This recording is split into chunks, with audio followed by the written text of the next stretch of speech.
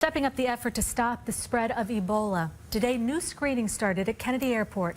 As TV 1055's Janelle Burrell shows us, medical teams met some arriving passengers armed with questionnaires and temperature guns. Airport screenings considered a key line of protection against Ebola entering the U.S. They screened us. So they screened everybody before you got on the plane? Everybody. Elizabeth Elafemi got checked out before leaving West Africa for New York, but starting Saturday at JFK, all passengers arriving from the West African countries of Guinea, Liberia, and Sierra Leone will be screened again upon arrival, asked a series of health-related questions before having their temperature taken with a non-contact thermometer.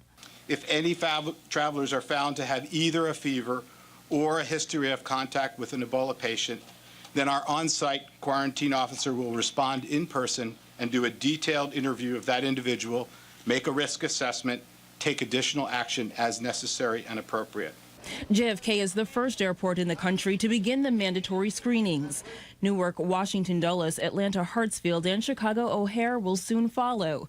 Together, the 5 airports get about 94% of the 150 travelers who come into the U.S. each day from the West African countries affected. The expanded screening measures provide this layer of protection to the already established protocols to minimize the risk of another case of Ebola here in the United States.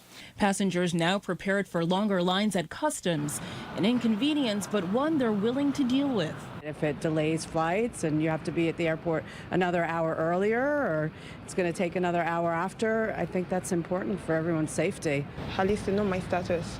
The CDC does have extra staff on hand and will eventually use contracted medical professionals to oversee the screenings.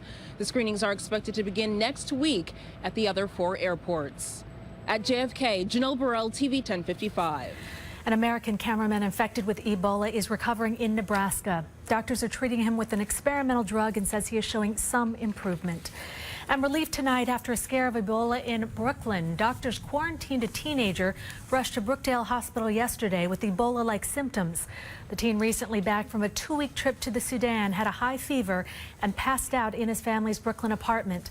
Doctors ran tests checking for Ebola, but the tests came back negative.